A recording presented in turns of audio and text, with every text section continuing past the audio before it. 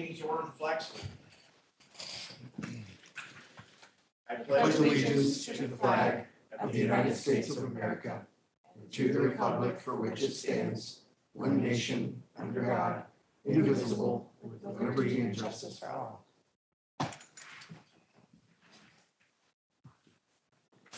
Roll call. Commissioner Bashirs, Commissioner Prenovo. Here. Commissioner Munn. Here. Commissioner McLean is excused. Commissioner Garrett Kunerowski here. Vice Chair Robertson and Chairman Salvage. Here. March 16, 2022 minutes. Are there any additions or corrections or questions on those?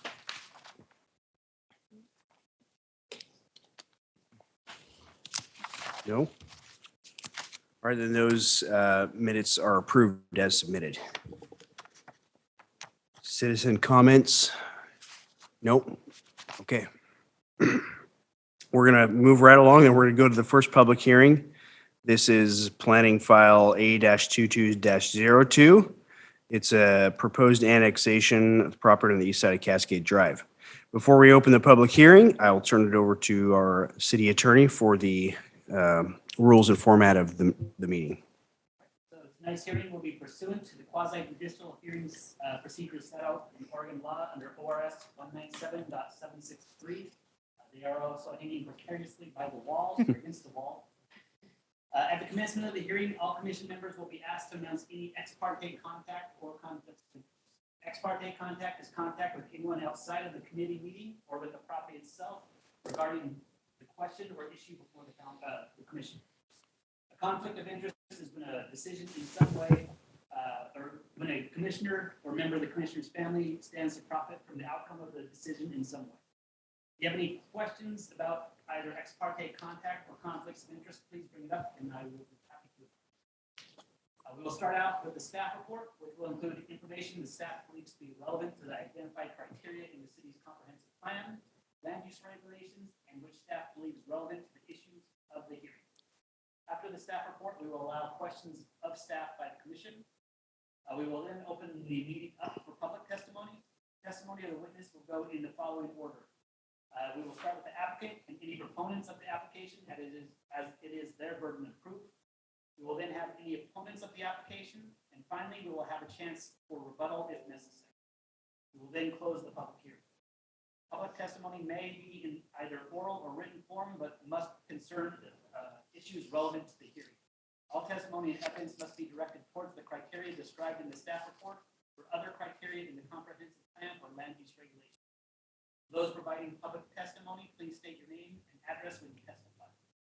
Please note that a failure to raise the issue, including a constitutional issue or other issues related to the proposed conditions of approval, if any, accompanied by statements or evidence sufficient to afford the commission and the parties an opportunity to respond to the issues, will preclude an appeal to the Land Use Board of Appeals. An issue which may be the basis for an appeal to the Land Use Board of Appeals shall be raised no later than the close of the record of the evidentiary hearing. Following the close of the public hearing, all remaining discussion will be held amongst the commission members. The commission may approve or deny the application or approve the application with conditions for approval that are supported by the facts of the case and the land use regulations. And if there are no other questions, I will turn it over to the speaker. You may ask. Thank you. Thank you. For this planning file, has there been any ex parte contact or any conflict of interest? None. All right, then I'll turn it over to Kelly for the staff report. Okie dokie. So before you tonight is a proposed annexation of a property off of Cascade Drive. It is on the east side of Cascade Drive and south of Wagon Wheel. The property has a comprehensive plan designation of residential mixed density, and the applicant is accepting the initial zoning designation that would go along with that as part of the annexation, which would again be residential mixed density. The surrounding properties to the north, south, east, and west are all residential in nature. They are all within the county and they are all designated as residential mixed density.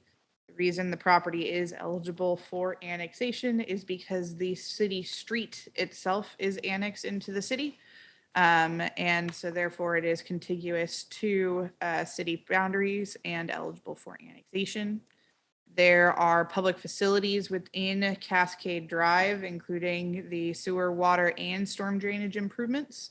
And the property would be able to connect to those utilities upon annexation. It's currently a vacant property. Based off of the input from the applicant, their intention is to develop a single-family home on the property, which is not subject to consideration of the hearing, but would be consistent with the zoning that is to be initiated. And so with that, the details of all of the findings associated with the decision criteria are included in the agenda packet, which was published 7 days prior to the hearing for review. And that concludes my staff report. I'll be happy to answer any questions.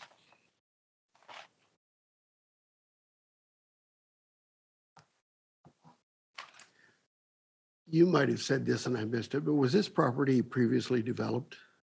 Not that I know of. It was one of the properties that was part of the creation of the original subdivision down there. But I don't know of the exact record of a home on that property previously. Okay, but it would have been probably a home. It could have been, yeah. Okay. But I do not know for sure.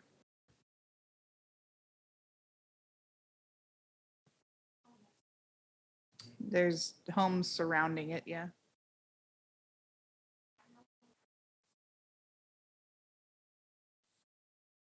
Very well maybe that property, but I could not guarantee you.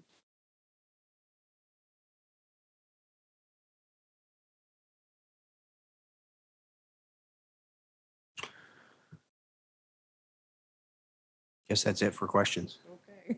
Is the applicant in the online audience? No, they are not. Okay. Is there anyone, since there's no one in the building here, is there anyone online who would like to speak in favor or in opposition? There are no additional individuals online. Okay, we're all by ourselves. We're all by ourselves. All right. Then we'll close the public testimony portion. Okay. And guess seems pretty straightforward. It has services to it. If anyone's willing to make a motion. I'll make a motion. I move that the planning commission recommend approval of annexation A-22-02 to the city council based on the written findings in the staff report and direct staff to draft an order of recommendation incorporating the findings and conditions. Thank you. All in favor, say aye. Aye. Opposed? That motion carries unanimously. All right. Commission business and comments. Planning Commission Chair, Vice Chair nominations and appointments. In accordance with Section 2.24.070 of the Lebanon Municipal Code, the Planning Commission shall annually, at its regular meeting in April, annually, I thought it was a term. Yeah, I thought it was 3 years too. The code says annually. You could do a term of 2 years with an extension of additional 2 years. But the code does say you are to do an annual Oh, okay. process. Annually, at its regular meeting in April, choose a chairperson and vice chairperson to preside over the meetings of the Planning Commission. Okay. So the first part comes to me. If you guys turn to your second page of the motion sheets, it identifies the process that we'll be going through tonight. I will be opening up the floor for nominations for chair first. Anybody as the commissioners can nominate an individual. We will accept more than one nomination. Each nomination does require a second for it to stand as a formal nomination. If there is one nomination, you motion, second, vote it, congratulations, there's a new chair. That new chair then will take over the voting procedures and do the same process for a vice chair position. If there are multiple nominations, then we can go through the process of the individuals that are nominated can choose whether or not they want to accept the nomination or not. If multiple people accept the nomination, they can speak on the manner as to why they wish to be the chair. And then we can go through a voting procedure that would either be a closed ballot where you write down the name on one of the sheets, you rip it off and you hand it to me and I will tally the ballots. Or we can do it by a hand vote for the individual. So is there any questions on the procedures? Jeremy. Ineligible. And I know you're short timer, correct? That's for sure. Okay. And then do I remember Dave saying that he maybe was not going to be around? Dave has made a statement at a previous planning commission that he's considering Okay. not being on it. He has not submitted any formal Okay. indication. So I just, Dave is still I just ineligible. remember that kind of in the corner of my mind there. So Dave is still eligible. He hasn't indicated anything to me beyond that initial comment at the previous meeting. So, and to clarify, Jeremy is ineligible for chairman. Dawn is ineligible for vice chairman. Dawn is eligible for chair. Jeremy is eligible for vice chair. Yeah. So do I open up the nominations or do you? So I will open up the nominations for chair. So unless there's any questions beyond what we already talked about, we can open up the nominations and anybody can shoot. I would nominate Don Robertson for chair.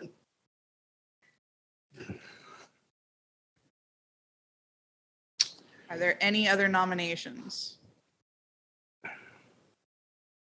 Going once, going twice. Are there any seconds to said nomination? Okay. All right, we have a second. All right. All those in favor? Aye. Any opposed? Congratulations, Dawn. You are the new close. chair. Wow. Running I up, was sweating that one. running unopposed. Yeah. Don, maybe you can get Kelly to start bringing cookies. I tried, You tried? just never happened. All those in favor? Aye. That's your first act as. My first act. Oh, good grief. Dawn, it's officially your show at this point, so you can open up for nominations for vice All chair. right. Why don't you continue with the process? Okay, is anybody have any nominations for vice chairperson? I would nominate Jeremy.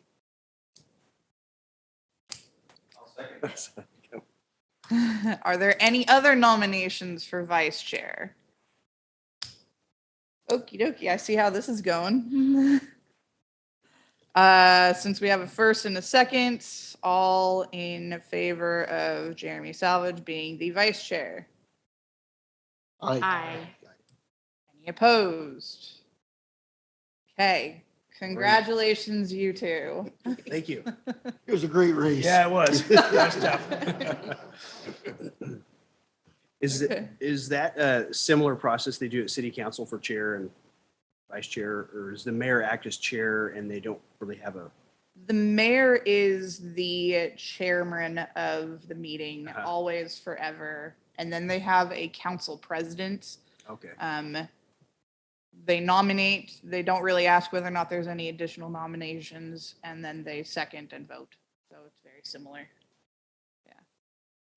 And I'm terrible. Who seconded that? Todd? Thanks. Okay. Okay. Do you have a list or maybe really good memory of who the planning commission members are right now? Because it seems like, It's all of these people in the room. Dave McLean. yep. And Josh Port is technically still an alternate. Last summer, his schedule changed to where he has a conflicting schedule with the meetings at this point in time. But as he is technically an alternate and not a regular member, I had asked him at that time to stay on the committee because we had a fairly full docket and didn't want to have to keep opening it up for nomination for new people. So we have technically 2 positions open. I imagine if I call Josh, I can ask him the question whether or not he wants to still be alternate. He can make that decision at that point in time, which means we might have 3. We do have 1 application that we have available for a person that's interested to join the commission. And so that would replace the 1 seat currently. And then we would have to, we have a total of 9 seats that are available. So, Is that a resident here? yes, you're supposed to live here. I was just gonna say, I could extend it out if I'm not planning on selling my house. Okay. The market's going to crash by then. Yeah, it doesn't matter. I buy high, sell low. All right. It's a good plan. I'm helping the economy. Yeah, so technically you're supposed to live Okay. here. If you don't tell me and I don't know, I just. It's difficult, but I mean, if you got it, yeah. We have a steady, 8, 7. 7, we have a steady 7. As long as we don't dip below 5, where we're gonna have to start begging people to join, then we're fine. Is that your quorum? 5 is the standard. Our quorum is, we have 5 regular positions and then 4 alternates. So a quorum is based off of the 5. And so as long as we have people listed as the 5 regular and we can fill it, then that's fine. But technically a quorum is 3. Yeah.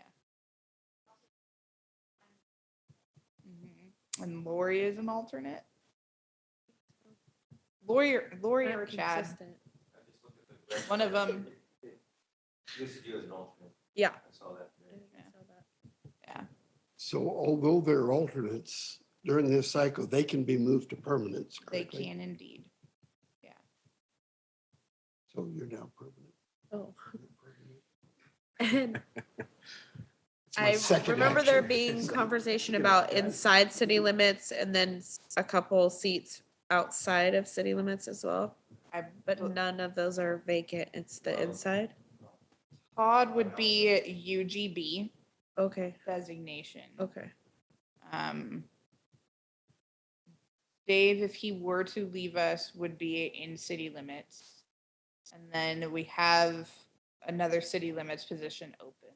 And then I think Port is also city limits. So I think we have 1 UGB open and the rest of it is city limits. So we have, so when a full-time position opens, what's the process of taking an alternate and sliding them into the full-time? Whenever we get a new person that comes in, I could just. So they're all tied to terms. Not that you guys really go and argue and compare your terms or anything like that, but if we move people around, their terms may come up earlier, which just means that you have to put in your application again in an earlier time period than your regular term cycle. But if all of those on the board wish to stay on the board and not be designated as alternates, as we have them available to turn into a regular position, we would then put you in that regular position as it becomes available. So when Lori, you are a regular now that I'm thinking about her, you should be. Yes. Because you, well, no, The website doesn't show that right now. when we did, Is that up there? yeah, I'll have to go look at it with Kim because when we took Josh Port on, he was a permanent and then, or a regular one. And then when we brought you on, we transferred him down to an alternate and put you into his position. So it might not be reflected on the city's website. So you technically took over Josh's regular term and then he moved to an alternate position. I can fill out another application whenever You you don't need need me to to. right now. I'm just Yeah. saying, I'm not gonna give you any grief.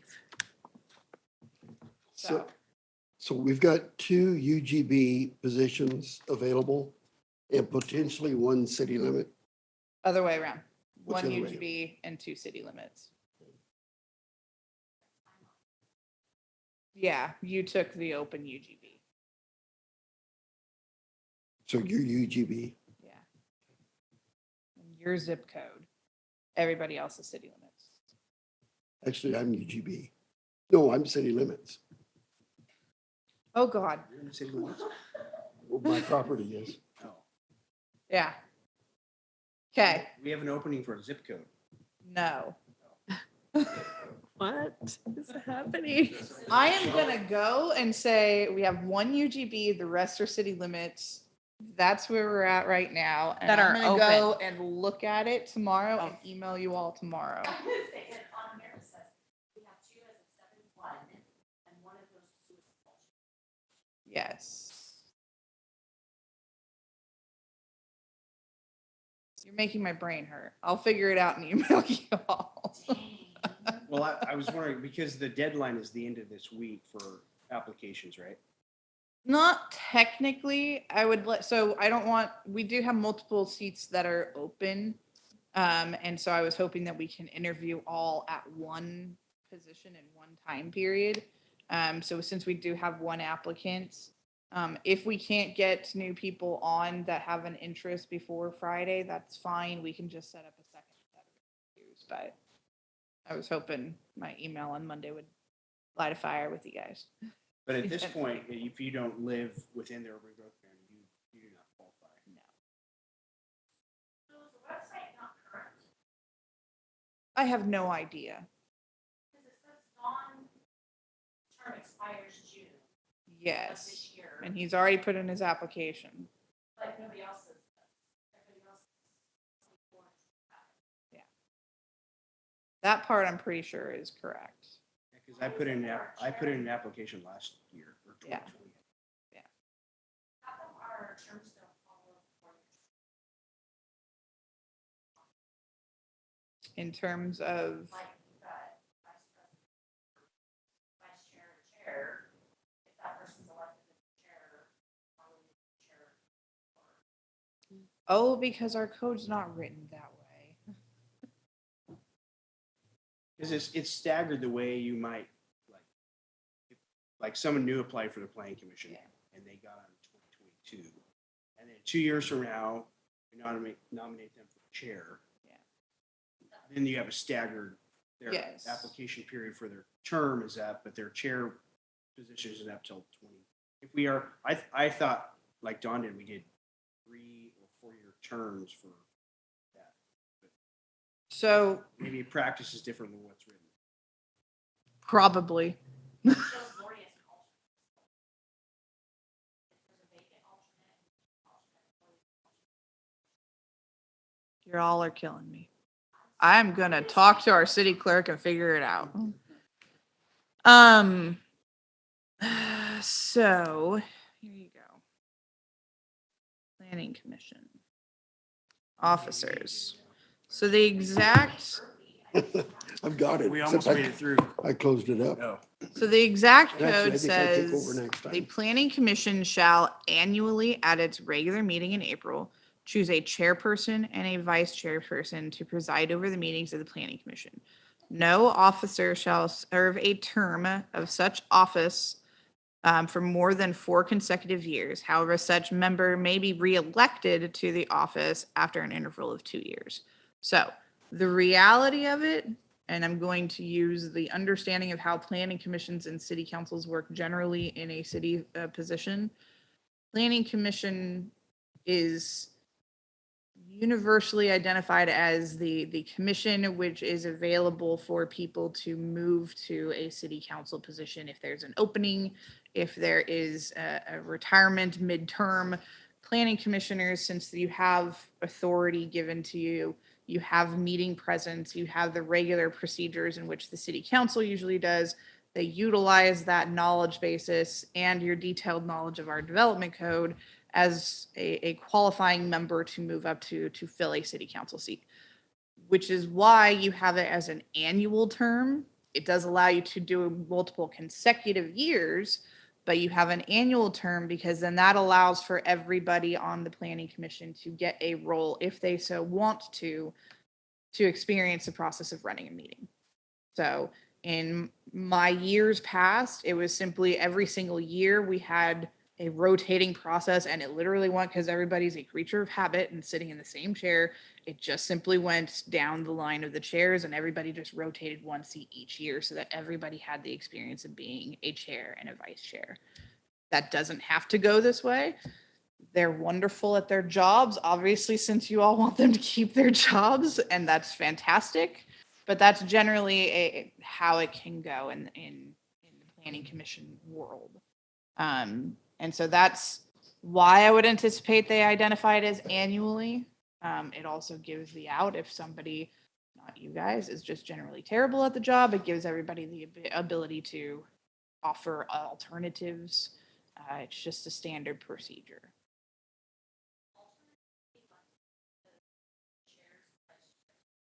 It does not disqualify you. Yeah. Too late. Asking for a friend? No, It- I was, yeah. I was specifically, told by Alice and Dugan, who told me hello, that I am absolutely not allowed to, on a chair or vice chair. Okay. Who is that? My boss, Alice and Dugan, AK, I think so. DK? Yeah. Yeah, she told me to tell you hello, and then she also told me that I was not allowed to accept. Okay. So is there any reason why the chair couldn't ask any one of the members to conduct a hearing, whether No. I'm here or not? No. So So for instance, if I said, Lori, would you like to conduct this hearing? She could, just and kind of do the experience that way. you definitely could. There's nothing in the code that says that you can't have a proxy to serve as a chair for a meeting. You can absolutely do that. Yes. So I wouldn't spring it on you, but you might expect a heads up Okay. in the coming year. Yeah. I don't know, me being new coming in, I don't, what does it take to chair? I think you've got the two who have been collectively been doing it for the last at minimum 12 years. Yeah, a long time. Yeah. It's running the meeting, really kind of acting as that liaison, the buffer between the people asking the questions and staff, and coming up with questions to ask and spurring on conversation. It's really just running the meeting and interacting with the public. I mean, any one of you guys is welcome to interact with the public. Yeah. But as the person who's kind of running the meeting, it just naturally kind of becomes a dialogue sometimes. There's not a whole heck of a lot of difference in terms of staff obligation and after or before meetings between chair, vice chair, and what you guys do. During COVID, we had to make sure that the hearing procedures were going the way that it needed to do. So they had to do some extra heavy lifting to make sure that we were doing what we needed to do. Today, when I wanted to make sure that we were going through the hearing process appropriately, I emailed the two and said, hey, since you're chair and vice chair, is this what you foresee, sort of thing. But beyond that, there's not extracurricular additional requests other than now the annual meetings that we're going to be making sure are put forth before the planning commission and city council. So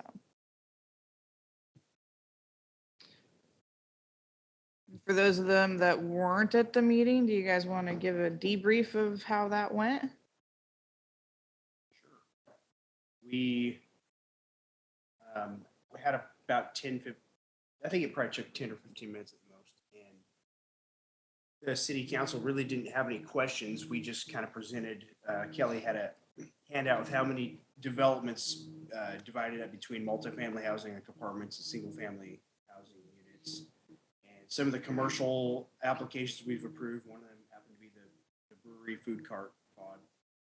But we just kind of went down the list. I briefly hit on the wetlands issue, how Lebanon's situated to struggle in the coming years, like bringing in big businesses like we did with Lowe's, just because that land is so expensive to develop. And the city council, from my understanding, is pretty well aware of that already. And then Don brought up the House Bill, Senate House Bill, whatever, that required us to do the 2001, 2001. yeah. Wow, look at Did that. you want this? It was very impressive. I was impressed with this. I It's wanna good, look yeah. at it. When you started reading it off, I was like, wow. Well, actually, I'll let Don speak to what he discussed. Well, we just talked about, the hearing we had of the severe rent burden. And the feedback that we got wasn't so much within our purview as much as it was almost a cry for help. So I brought that up to the city council. And of course, one of the counselors was here that night, so I don't think it was news to them. We talked a little bit about, used to be years and years and years ago, we would have joint meetings between the planning commission and city council, just kind of throw things out and bounce things off each other and that type of thing. And I, looking around the room that night, I think there was only 2 counselors that was on the council back when we did that. So it was kind of a new idea to most of them, but it seemed to go over well. So it appears that they're going to schedule some type of a joint meeting between us and them at some point, doing an annual thing probably. Yeah, so this year will be a joint meeting with all of the commissioners and all the counselors to do a joint severe rent burden meeting. That will be hosted by the consultants that are doing the housing production strategy as our legal requirements associated to it. I can't guarantee you whether that'll be the last one we have to do because we have dropped down so significantly so quickly. We're at 26.1% under the severe rent burden category for this year. If we continue to drop at the rate that we have been, next year we won't be under that categorization anymore. That doesn't mean that it's not the recommendation of the planning commission to continue having those conversations as a joint meeting. But it could be the last one. So that will occur this year. It'll probably be sometime towards the end of the summer. In talking through with the city manager in terms of scheduling, we all thought that the February city council meeting would be the best time for the annual get together for the planning commission and city council. That would be like a 5 o'clock meeting start so that you guys can have the 1 hour work session and then have the regular business of the council. We figure that's the best time to do it because it's at the start of the year to sort of start any initiatives for the year. And it's also before budget season in case something comes up out of the group, we can try to incorporate it in budget season cycle as well. So that would be the goal so far. Cool. Yeah, so something came out of it. It's exciting. So the only other thing that we brought up was kind of the challenges we've had with the public in several of our hearings where they don't understand what we do. A lot of times they think that we can either kick it out if we don't like it or accept it if we like it. And that's the criteria we use. So we talked a little bit about what has to happen to educate the public. And I don't know that there's a good answer for that. It's kind of been that way since probably the first planning commission in the Garden of Eden. I also thought about that as well, because whether we agree with what's going on or not, I think some of these cases, there's a lot of people out there that are upset or don't. Maybe that's the time we need to kind of explain what we do. Maybe at that point is the time we Yeah. Because I think that's the key. I think people do believe, well, for a fact, I know there's a person that I know that said about something, and he said, you're on the planning machine, you do something about this. I was like, we don't do that. That's not what we do. Well, what do you guys do then? And that's the answer he gave. Well, I explained to him what we do, but, I think that is the perception out there, in the public is, we're making the rules as we go. And I think that's. Right.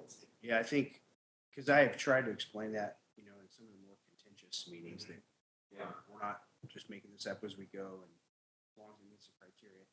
What I think is the case is that most people don't have much interest in any of this until it affects them. Yeah. Exactly. So then when they come to the meeting, then you're almost educating people on demand, just Yeah. little groups here and there that don't have a concept. Well, honestly, I didn't have a concept of what went on here before I became a planning commissioner.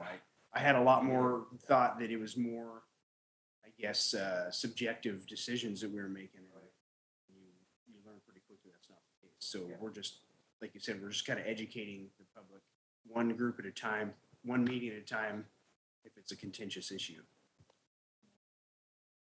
So something that could come out of that can come forth to the next February meeting could be a suggestion to add a budget line item to work with a videographer to put together an informational video. It's something that can be applied and put on the city's website. It could be something short and simple that could be played at the beginning of every planning commission. For example, instead of having Jeff sit here with his wonderfully not monotone voice read off the quasi judicial hearing procedures, we can have a video play that has a visual representation of what it is we're talking about. So you can go through it line by line and people can get the procedure sort of thing. That could be a point of conversation, because I can tell you that the city council experiences that too. And so something that can be utilized by both boards that can help the public understand the process that they're going through. It's a great item to bring up as part of it. Yeah, I was really surprised. I assumed that there was a video out there, instructional video somewhere. There is nothing. The state of Virginia has some stuff specific to Virginia, but there was no general instructional, none. I was really surprised. That is amazing. Yeah. All the Wanted information that's Mark? out there. on YouTube. So, yeah, so if we could do that, we'd sell it. Copyright. There you go. Yep, I second that.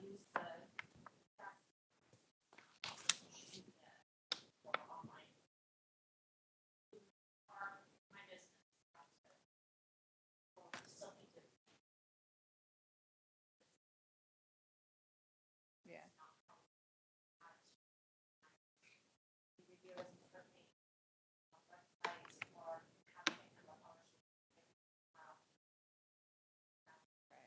And that is something I remember. Yeah, we put it, and they said, we need to make that something to put on this website. Yeah.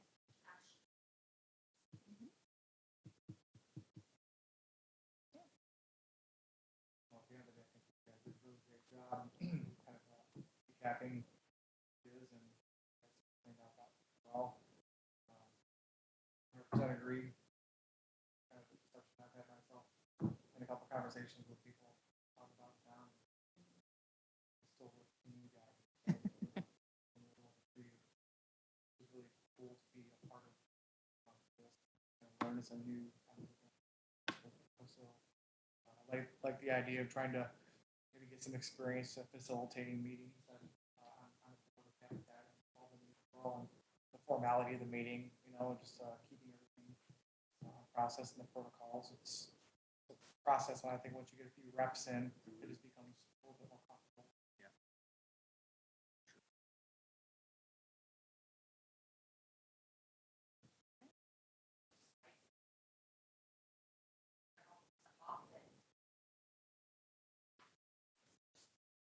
I actually said it by memory. I memorized it before. That's one of the purviews of the chair.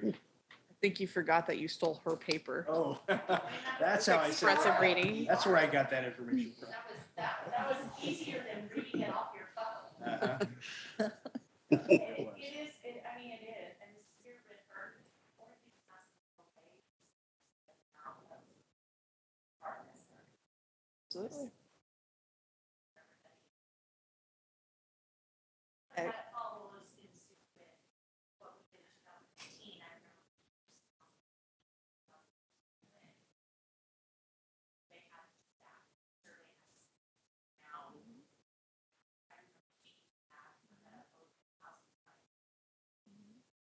Well, and I think that there is a misperception that everybody hates them. If everybody hated them, then they wouldn't be here because nobody would be. And so it's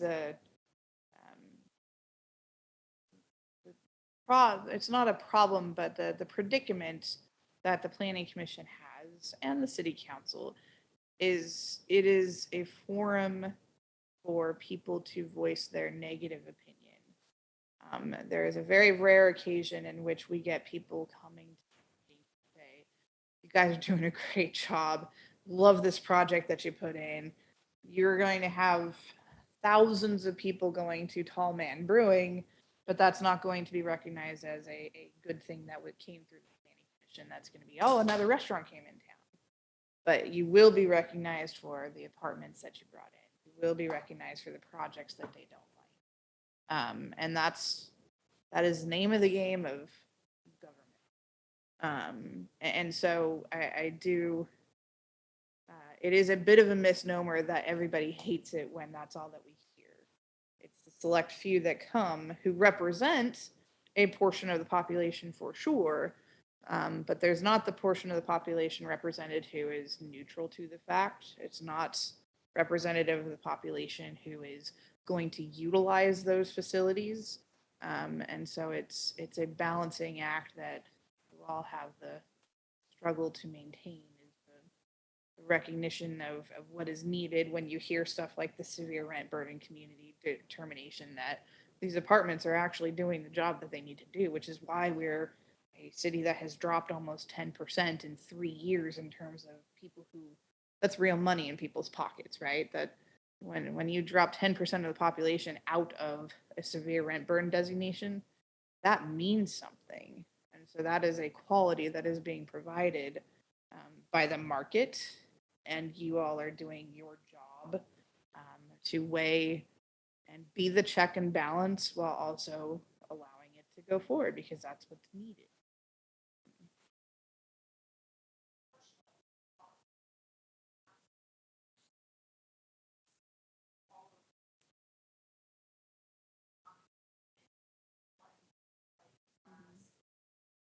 Here, there, here, and not like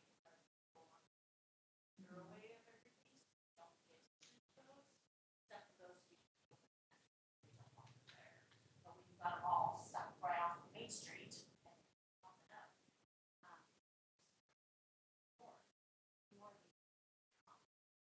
How many are we gonna build? We have no control over who wants to come and develop. I thought it was expressed at one of the meetings. I don't remember if it was at the city council or in preparation of that, but look at the number of units total. It's like 3 to 1. We can't control what developers want to come and invest in. Obviously, we would love to see more single-family dwellings pop in. I think the vast majority of the public wants that. That's the voice that I hear. Any discussions I found myself in. I don't know that I'm convinced that the rent burden situation is really improving as much, because I know most people are doubling up. My two sons are sharing the apartment. That's how they're not rent burdened, is because they're split. Well, and it's not as much as the cost factor, of paying over 50% of their income, 30%. Should not be over 30%. And we find and are really having to choose what it is we have in order to live somewhere. And we have found where we have for obviously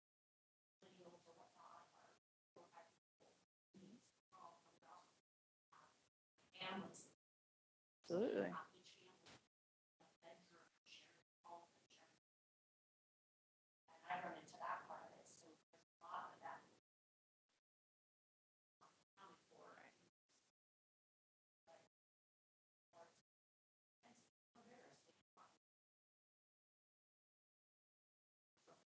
Sure.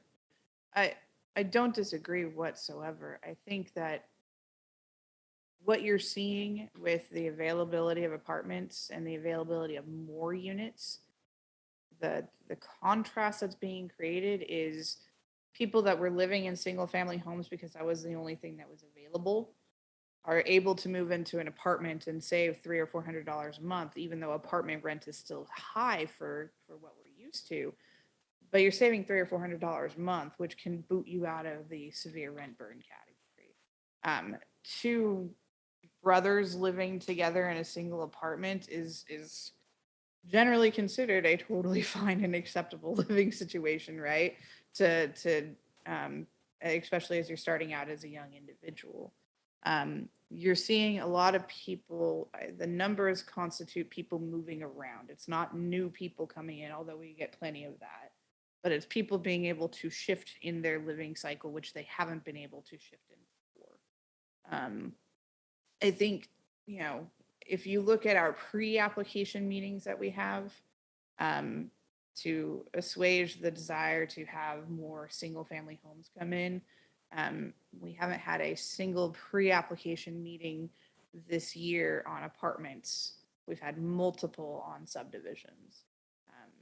In comparison to 19 and 20, with the amount of apartments that were being approved then, in early 2021, there's been a significant drop off on the number of people that are pursuing apartments in consideration to single family.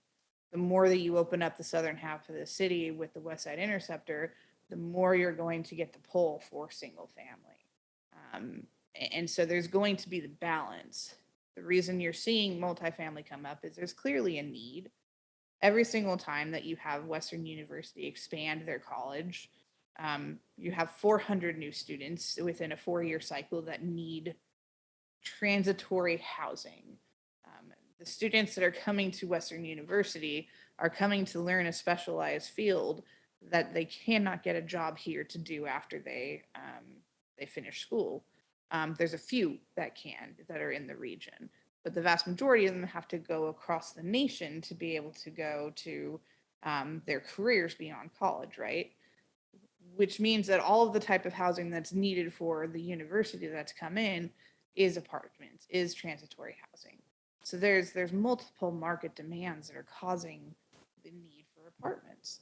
There's also the fact that all of the land that's currently available, or a lot of the land that's currently available with utilities, are these small parcels that are less than 10 acres. And small parcels less than 10 acres, you're going to get a bigger bang for your buck, and you're going to get a better site characterization to do an apartment complex, especially if they're 2 to 4 acres, than you are to do a subdivision. And so it's the availability of land, university, it's the affordability. There's so many different factors that are associated with it. But I think I've preached the same preach to you during these meetings a bunch of times, but those are the long-winded conversations that would be good for the public to hear, which it would be wonderful if we had more public showing up to our meetings to hear these types of conversations. Because once you start to think about the extension of all of the different market demands that are created at it, you start to understand why we are seeing the type of development that we're seeing. And so go forth when you have your conversations and have these long-winded conversations with your community members to try to help understand it, or invite them to a meeting, or invite them to come talk to city staff. We're here to have those types of conversations, but what we are finding is we don't get those conversations. We don't have people come to us before hearings. They come to the hearings, they say their piece. They're upset that there's limited opportunity to have a change in the decision-making process, and then they go away and continue to get upset. And that's unfortunate. And that's where videos or trainings or something could come into play. Sure. You know, the thing that I think is fascinating, I've been doing this for a long time, and we've got trends come and go. Um, Several years ago, the trend was subdivisions. We had subdivisions almost every month that we was looking at. Some of them happened, some of them didn't. And then we had the apartment buildings that we've been dealing with the last few years.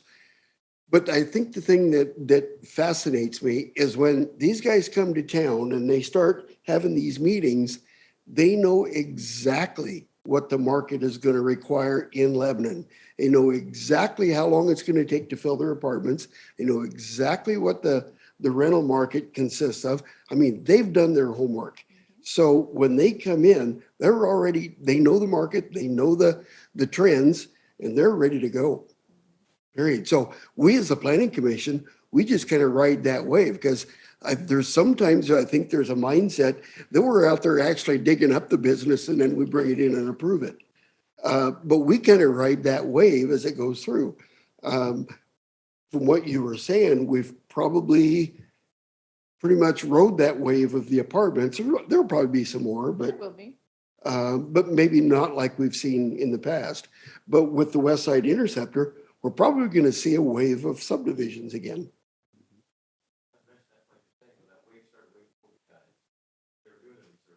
Oh, yeah.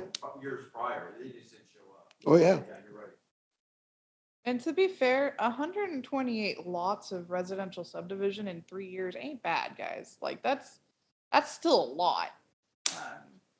Go talk to a couple of other rural communities that do, 10 lots in a 5-year period. And, We got used to 2006, Yeah. yeah. which you were in California, but the subdivisions were exploding. Yeah. And then everything died. Or when the real estate bubble. Yeah, yeah. Oh, boy, do I remember it. So we have been having, conversations associated with the housing production strategy. And the whole point of doing a housing production strategy is try to figure out how to encourage the development of housing. And in the pre-meetings and the technical meetings that we're having with the consultants as they're putting together a work product before we start a public engagement, they've said in comments of, we really don't need to worry about housing production here. You guys are going gangbusters. And there's no need to do further encouragement for regular market rate housing because, hey, you guys have got it. There's nothing that we can do here. There's nothing we have to do here. You've already streamlined everything. You've already done what you need to do. And so that's part of the reason why you see all of this going on. There's a lot of market demand for it. The college creates market demand for it. People coming into our region creates market demand for it. The fact that we're more affordable in comparison to Port Alice and Albany makes the market demand for it. But the fact that we have adopted it's easier to from here strategy, and the fact that we have streamlined our hearing procedures, it makes developers want to come here, and it makes developers stay here and do multiple projects, which equates to not having a problem. And so when you're going to see the housing production strategy, you're going to see suggestions on the periphery or targeted suggestions for the extremely low income housing types and for very specific types of housing. But we've had comments where in every other city that we've worked with, we've had to try to figure out how to incentivize it, but we don't need to do that here. And so that should be a testament to how things are going here. And that's a mix of a lot of different things, but you guys are part of that. So Well said. thank you. Nailed it. Seriously. No, you said it nicer than I would have. Is there any timeline or activity at all on the old mill site that Western University has an inside track to? I don't have any specific details that I can share with you other than they're still actively working with the property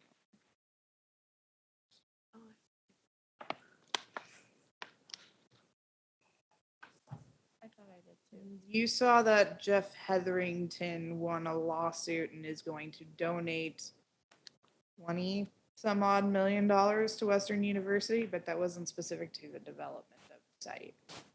It was for expansion of a college or something like I don't remember exactly what it was for. Yeah. Yes. That's one Great access. if they do Fly and then some used to be under grants. the tracks. Grant. Mhm. One grant. That was approved for a subdivision about 8 years ago. I think we approved that whole mill site for a huge subdivision. And just kind of fizzled out. No access. Why did they get rid of the access? Although it was small, but it was still active. They're just trying to shore up the trestle, the basin. Oh, the railroad wanted to go cheap route. Yeah, Rick Franklin. yeah, that's a lot of rock. They just filled it with rock. I know. I used to drive through there all the time. The lemon industry owned that property Yeah. for a long time. Yeah, we used to cut through there too. Oh, yeah, I used to go there and shop. I see comments all the time about why we don't. Restaurant. I think I had asked you a question about that one time. You said that, like, wanted not fast food here, but like Olive Garden or a larger establishment like that. What is we just not have the.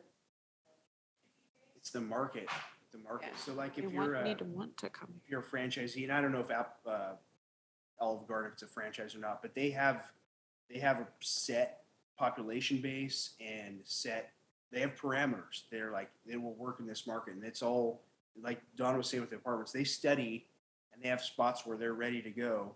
And Lebanon hasn't reached that size yet for that type. Mhm. And it also has to do with proximity to the next closest restaurant. We're Did- pretty close to Do Albany. you see the chatter you know, online about that? 15-minute drive to Albany. So I don't know if that'll even if Lebanon becomes, double the size it is now, I don't know. You will get some more restaurants, but I don't know if you'll ever get Olive Garden or I'm happy with them. Chick-fil-A. Yeah. I'm happy with the mom and pop shops that, like, see, they, rather support that. Anyway, Franchisees. yeah, but it's, very.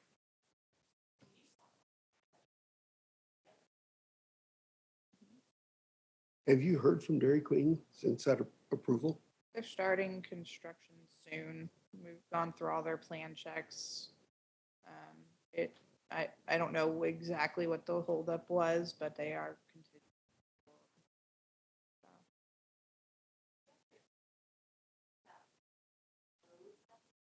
No. No, because they don't actually touch that road because it was a partitioned lot that was created. Mill site at Cheetah Lake. Is there interest in that? There's You don't have to- always you don't have to interest in say- that. You don't have to say if there's. There's always interest in that site. How that site can move forward or not is still.